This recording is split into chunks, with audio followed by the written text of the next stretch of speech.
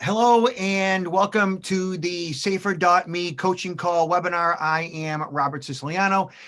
It is Wednesday, December 16th, and this is a service that I provide my clients where I educate and inform them bi-weekly on all issues revolving around information and personal security. This week, we're trying something new. We're doing a YouTube Live, which I have screwed up a couple of times already today. So hopefully this is broadcasting properly. And thanks to some friends of mine who witnessed me dropping some F-bombs, they let me know about that. So thanks for that. So this presentation is all about you and your information and personal security. And what you're looking at right here are the replay notes. And we're doing this live presentation just to show people, to showcase what it is these coaching calls are all about so that you can consider maybe getting involved sometime in 2021. So the replay notes are all about what we're going to talk about today and all links to all the various articles that I'm about to report on. That being said, the replay notes are an email that you get that you can add and remove your own logos. You can curate the information, provide your own commentary, provide it to friends, family, and clients to add additional value, providing information to those in your life who you care most about. No, all that being said, what we're going to talk about today, the notes revolving around breaking news. So the A-team of Kremlin hackers is back, and that's bad news for the rest of us. So we all know about Russian hackers. Well, they have been kind of flying a little bit below the radar over the past few years, but they've hacked the Treasury Department in recent weeks, and we're going to expose and discuss that. That is an article via the Daily Beast. Also, current events or current security events. Cybercrime is costing the world more than $1 trillion a year, which is a 50% increase from 2008, says McAfee. HelpNet Securities, we're going to report on that. And then FireEye was hacked over the past few weeks. FireEye is one of the largest and best penetration testing companies out there. They're a security company, an industry leader, and they got hacked. Bruce Schneier is going to report on that, and we're going to report on Bruce. Also, we're going to do a deep dive. The IRS is expanding its identity theft protection option to more taxpayers. In the past, you used to have to fill out form number 14039, and there was a PIN involved. That PIN kind of went away, then it came back. There was a problem with it. Now the IRS is making it as easy as possible for people to protect their identities when it comes to bad guys, preventing bad guys from filing taxes under your name. That's a big deal. We're going to talk about that. And then tech update. What happens to your personal data after deleting an app? Most people think that it just disappears, but it generally does not. And that is coming from Gizmodo and who else? That will be from tech perspective, actually. And then the biz dev. Biz dev is a section of the coaching call webinars that, so if you are, say, a financial advisor, you are an accountant, a lawyer, some type of a service professional, and you want to bring attention to a certain issue to continue to evolve the relationship you have with your clients. Biz dev is a way for you to say, hey to your clients, this is what's going on. I think it's something you should know about. It's there to help you out. It's basically a life hack for your clients. And then Scam alert, scam watch. Lucius on security, another security researcher, security expert, talks about how there is a 100% chance that you are going to click on a phishing email. And no matter where you are in your life, no matter what your profession is, including being a security expert, it's likely you're going to click that phishing email. Whether you follow through, that's another story. We're going to discuss that and some awareness tips around it. And then phishing with Zoom. So millions and millions of people are on Zoom. And while that's a good thing for communicating via a pandemic and thereafter, bad guys are using the Zoom platform as a way to phish people to get their credentials. And I'll explain what that means and why that's a problem for you. And then what the heck? What the heck is my favorite segment. And what the heck this week is all about a third of Americans are binge drinking during COVID. And while that's not necessarily a security issue, it's a wellness issue, and it's near and dear to my heart. Wellness is near and dear to my heart. So I wanted to talk about that today because, we're coming into the holidays and some people are lonely, and when I go to Total Wine, the line is packed, and I just think it's something we should talk about. So all that being said, thanks for sticking around. So the Daily Beast discuss the A-team of Kremlin hackers is back, and that's bad news for the rest of us. So I'm going to scroll down a little bit here where it says noisy Russian military hackers got all the headlines during the Trump years, but their quiet, careful colleagues are beginning to resurface, and they definitely are. So down here, it discusses how while Russian hackers from the GRU have been shutting down electrical systems in the Ukraine, bricking Ukrainian networks with the NotPetya ransomware attack, which NotPetya has attacked multiple hospitals across the world and across the US, and those hospitals have spent millions getting their data back or unencrypted from the ransomware. They also trolled Hillary Clinton with stolen emails from the Democratic National Convention in her campaign.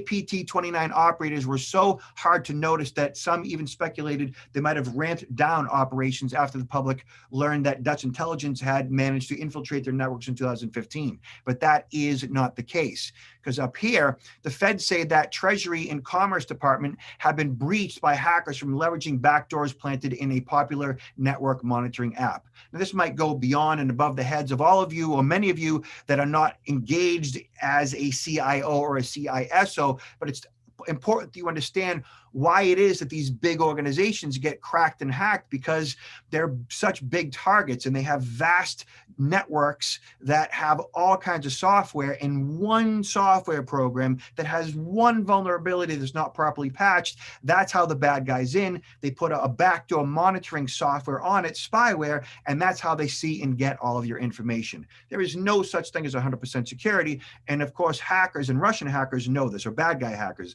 and good guy hackers know this as well. So the US is pointing to Moscow as a likely culprit behind the break-in, but they're not pointing the loud, aggressive, and troll-happy military hackers we've come to know in the years since they've meddled with the 2016 election. So the point of all of that is just simply to pay attention to this, because it matters. It matters to you, your information, and personal security as well. And this is why all these major organizations get hacked, because of all that vast software and those basic vulnerabilities. It's like if you're not patching your software or your operating system because you're lazy or you don't know why or how, it's those patches are designed to protect you from those various vulnerabilities. And in this case, the hospitals or the Treasury Department or whoever didn't properly patch their network, and that's why they get hacked. So cybercrime cost the world more than $1 trillion, a 50% increase from 2018. Cybercrime, this is from HelpNet Security, cybercrime cost the world economy more than $1 trillion, or just more than the 1% of the GDP, which is up more than 50% from 2018. A study that put global losses at close to 600 billion, McAfee reveals. McAfee was a former client of mine.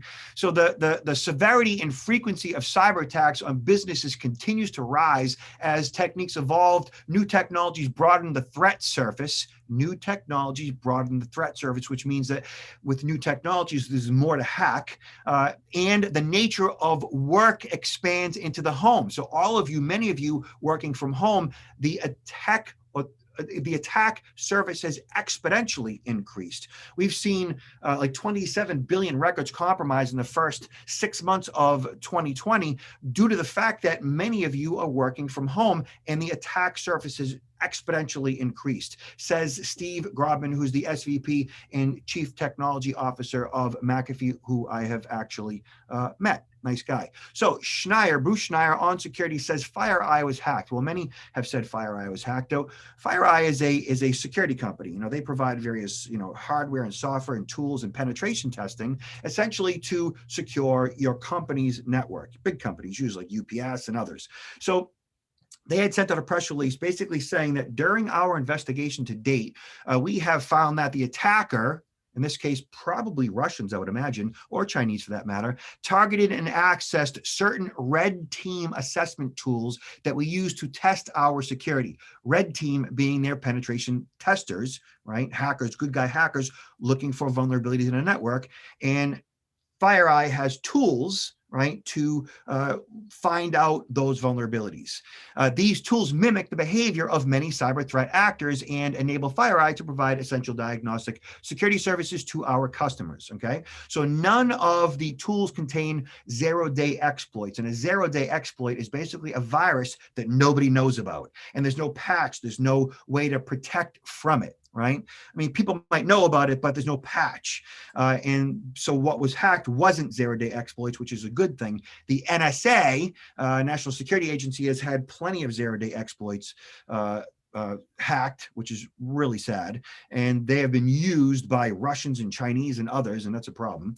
And then it goes on to say that consistent with our goal to protect the community, we are proactively releasing methods and means to detect and use of our stolen red team tools. So basically what they're saying is they want to help the community, the security community, to patch or protect themselves from their own hack. So they went on to say that we are not sure if the attacker intends to use our red team tools or to be publicly disclose them. Nevertheless, out of an abundance of caution, which they should have, we have developed more than 300 countermeasures for our customers and the community at large to use in order to minimize the potential impact of the theft of these tools. Well, yeah, they should. That's a bad one. All right, so here, Gizmodo talks about how the IRS is providing a tool to protect yourself from fraud, and you should take advantage of this. It goes on to say that tax fraud has been persistent security issue for years, and it's not letting up, no question about it. In 2020, the IRS identified $2.3 billion in fraudulent schemes, and the agency's prioritization of processing returns quickly can make it difficult to catch the bad actors in the process. Well, yeah, I mean, the IRS is somewhat based on the honor system. This week, the IRS announced that the rollout of a two-factor authentication, sort of a two-factor authentication for your taxes, will be available to everyone. So the Sydney Herald, which I think is in Montana, has a bit more of a deep dive on this. As part of the security effort, the Internal Revenue Service announced today that starting in January, I think it's mid to late January, the Identity Protection PIN opt-in program will be expanding to all taxpayers. That's a good thing, whether or not you are a victim of identity theft or not, who can properly verify their identities. Properly verify their identities. We're going to talk about that now because that's the caveat here. The summit partners, including state tax agencies and the nation's tax industry and the IRS, marked the third day of the National Tax Security Awareness Week by urging taxpayers who want the proactive protection against identity theft to opt into the Identity Theft Protection PIN program in 2021. So it's coming up in a few weeks.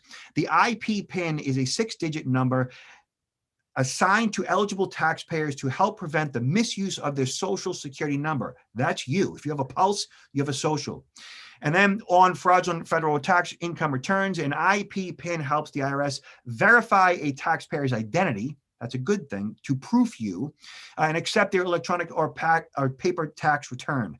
The online Get In IP PIN tool is at irs.gov/IPPIN, immediately displays the taxpayer's IP PIN. So we're going to open that up really quick, and I'm going to show you, take you right to the website. So to get an identity protection PIN, it says right here at the top, planned outage until mid-January 2021. The service will be unavailable until mid-January. So you know about it. Set your calendar to remind yourself first, second, third week of January to click this link to sign up. It goes on to say that when you have this special code, the PIN, like a PIN for your debit card or a passcode, it prevents someone else from filing a tax return with your SSN. The fastest way to get an IP PIN is to use our online tool, but remember, you must pass a rigorous authentication process, which is a good thing, but it can be cumbersome for some of you. It goes on to say that we must know that the person asking for the PIN is a legitimate taxpayer. That's huge. It's really important that only you can verify you. Further, the online tool uses secure access authentication, which uses several different ways to verify a person's identity. Before using the Get In IP PIN tool, the IRS encourages taxpayers to review the requirements. So basically, like, there'll be a form, there'll be a bunch of, like, you have to know, some knowledge-based authentication questions is what I'm guessing. And then there's probably, you have to provide some documentation. And we're going to go to the page right now, basically, that to have this information ready: email address, SSN or an ITIN, tax filing status, mailing address, credit card, last 8 digits. So there's a bunch of stuff here. So I want you to read through this to prepare for it. But it's good to know that you have this option, and I say embrace this as quickly as it comes out. All right. Moving along, tech perspective. And by the way, in the future, coaching call clients, if you have any questions, comments, feedback, by all means, in the chat, in the Q&A, hit me up live in real time, and I'll respond right to you. For those of you who are live online, just email me, and I will be happy to respond and react to questions, going forward. All right, so tech perspective talks about what happens to your personal data after deleting an app. Just because you delete the app doesn't mean that the data has vanished, A, from your device, and B, from the server to which it was stored, the company that, has the app. So over the last decade, of course, apps have become a familiar and comfortable aspect of everyday lives, but know that for businesses, that data has become a valuable resource. You should know that.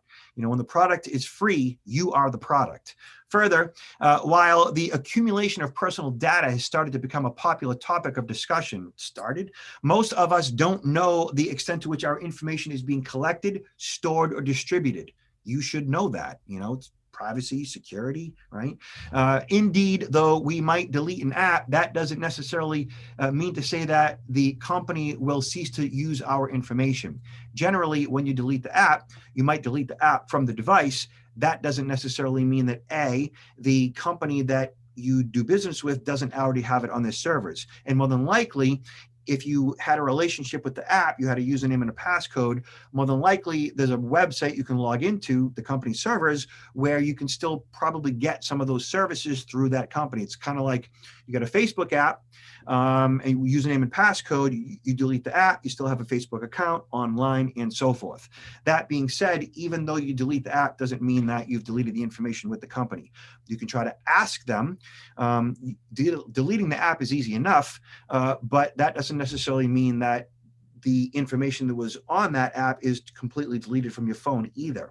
So when it comes to deleting all information from your phone, your app, you want to reinstall the operating system, reset it back to factory. That generally will remove everything, or do a quick search on Darik's Boot and Nuke. Darik is DARIK, Boot and Nuke, which is a software program that you can completely erase and delete anything from an Android, an iPhone, a Mac, or a PC. Further, always keep in mind the permissions, developer scrutiny. Just read this article, go do a little bit more of a deep dive, because ultimately your data is valuable to you, to digital businesses, and to hackers. So know what you're getting into before you just willy-nilly provide all your credentials to anybody. All right, moving on. Avast has a blog here that talks about 3 ways in which your browsing speed can stay safe and secure. So this is a really important topic, because when you're out and about and you're browsing and you're downloading cookies onto your machine, because every website you visit is always telling you, do you accept cookies and this and that? Those cookies are essentially spying on you. And occasionally, they're grabbing information that you don't like or don't want. So right now, if you notice, I am using the Brave browser. Brave is a browser that's kind of built in and around the way Chrome is built. That said, it does not allow cookies to the degree that Chrome does. It does not spy or allow spying the way that Chrome does. That's why I've graduated essentially to the Brave browser, and I like it a lot more.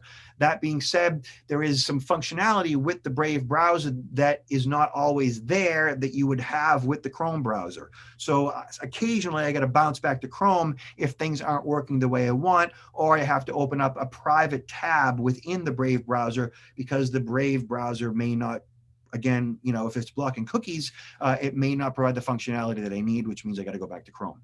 All that said, recently on my Brave browser, I've had a lot of functionality issues because I had not been cleaning up my cache or cache. That said, there's ways to go about doing that. Now, tools like CCleaner or Crap Cleaner are designed to clean out all of your cache or clean out, temporary files and this and that. Avast provides those tools as well, and you can do it manually by just going into your settings within your browser. Now, whether it's Chrome or Brave, if you just search the term clean cache or cache, CACHE, Chrome or Brave or Edge or Safari and so forth, clean the name of the browser, you'll find a tutorial, quick how you go about doing that. Otherwise, you use a tool that Avast offers. Avast is antivirus, anti-spyware, anti-phishing, and a firewall, and it also offers Avast Secure Browser, which is an additional download that you get along with the full suite of Avast products. So clean up the mess with privacy cleaners. It talks about cookies and what that's all about. And then erase website data with one tap. That's generally all your cache. And delete sensitive data with a browser reset. And it talks about how to do that manually on Android and on iOS and so forth. And you can also do it again on all of your various browsers that you use. So really important tool, one that you should consider. All right, so Lucius on security discusses how there is a 100% chance that you will click on a phishing email. Yeah, you may click on it, you may not click within it to do what it says and provide that sensitive information, but everybody is capable of being suckered. P.T. Barnum once said that there's a sucker born every minute. I'm going to take it a step further. I think there is a sucker in every single one of us. And if you don't think that you can ever be suckered, yeah, you can. If you've ever been cheated on by a significant other, you've been suckered. I mean, it's just the way it is. So we are all capable and vulnerable. It's just a matter of what are our trigger points. So I like what this guy has to say. It's astounding, isn't it? He says, I am sure that you will question the audacity of that stat 100%, right? I can tell you with confidence that even a security expert like him or me is not immune to falling prey to phishing emails. And that is why even the most mature security companies are hacked, like FireEye. Any human will click an email whose content appeals to a human emotion that is strongly felt, love or sex or money, right? There is a phishing bullet with everyone's name on it. So well said. To illustrate the point, let us study two examples. So we're in the middle of a pandemic, and his examples revolve around COVID right here. So this is a first related to the COVID pandemic. You receive a phone call from an unknown caller. The caller requests for your personal details and telephone number to register you for the immunization program. Who doesn't want to get immunized, right? There is a fee to be paid for which a link will be sent via SMS. Now ask yourself, would you give your personal data to the caller? Would you? You might. Most probably not. I don't think I would. And certainly not before you ask several clarifying questions to verify the program and the identity of the caller or institution. First and foremost, anytime the phone rings at this day and age, especially if they're asking for personal information, it's a scam. But would you do the same if the information was requested via email? Now, most people these days trust email more than they trust the phone. Most people who are eager to receive a vaccine would fill out the information and await further instruction. This would be step 2. If the scamster intended to scam you for money, in some cases, the scammer would be satisfied with just your personal data, like your social security number. So a few things he wants to point out, and you should read the rest of the article here, and you can get this all in the replay notes. Those of you on YouTube, if you're watching this, just email me, robert@safr.me, robert@safr.me. I'll email you the replay notes just to say Merry Christmas. So this is 4 tips to this common scam. If an unsolicited email is promising a free lottery, job, or anything in return, it's probably fake. It is a fake. There's nothing free in life. I mean, that's basic 101. But good to remind you.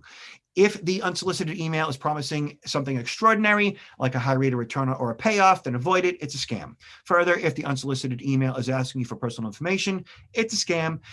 May not be one that causes you to lose money, but more often it fills your inbox with more spam.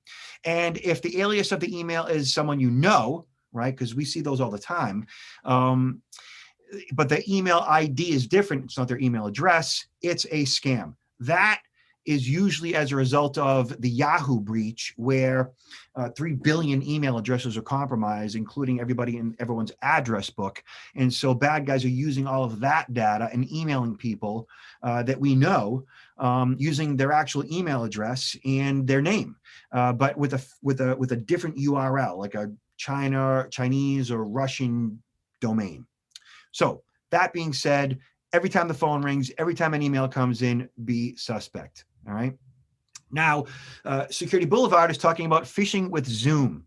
Millions of us are using Zoom. So what's this all about? So since the shift to remote work, attackers are capitalizing on the surge in new tools to aid remote workers, of course. There's plenty of them.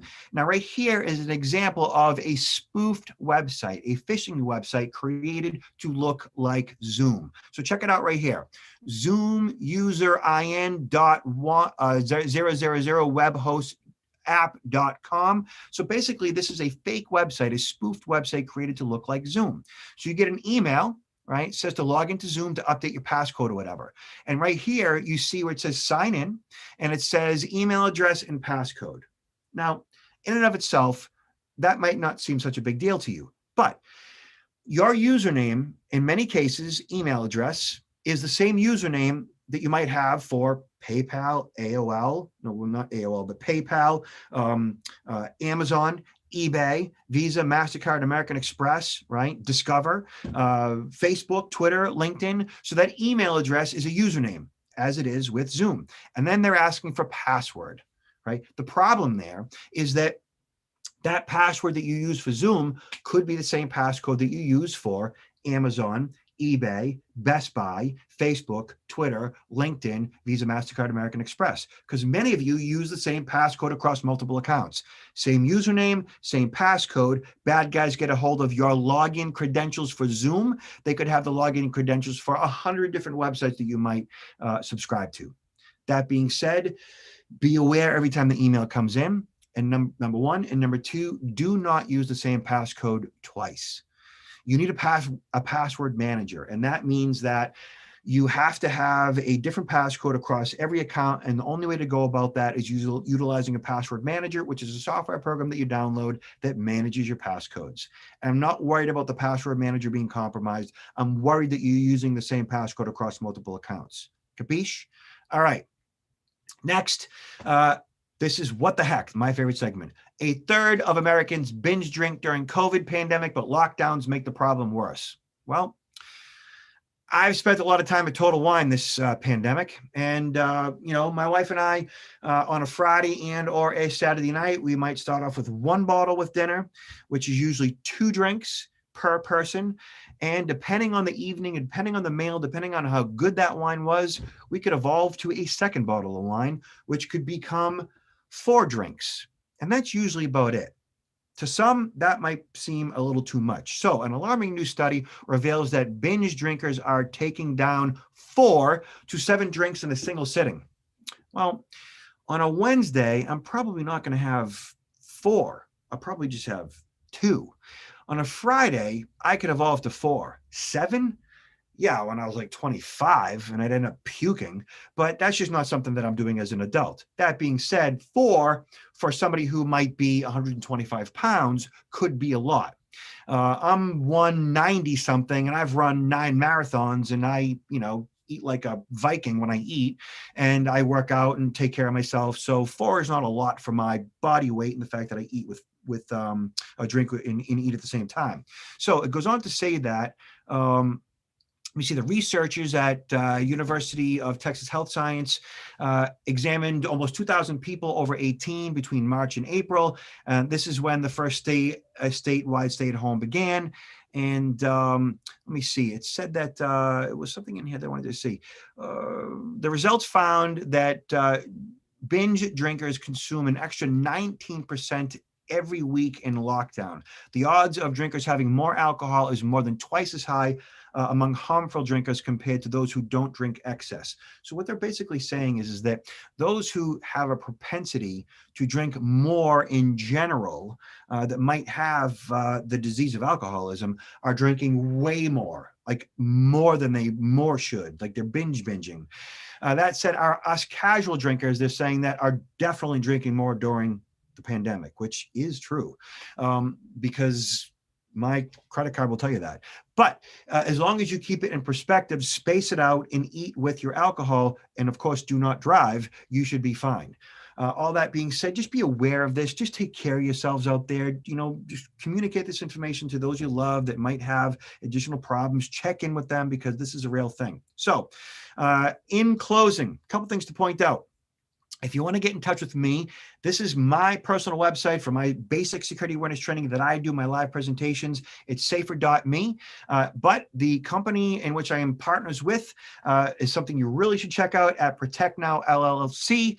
We offer certification courses, the CSI protection certification. We offer live programs, also the Threat Ready phishing simulation training, coupled with micro learning that is really cool. You should definitely check that out. Various products we have is the Ripple Safety Button. It's a personal security device about the size of a dime.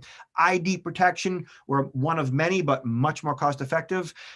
Threat Ready, again, the phishing simulation training, and cyber security insurance, along with our virtual CISO, creditparent.com, and our home title lock. So that is my plug for the day.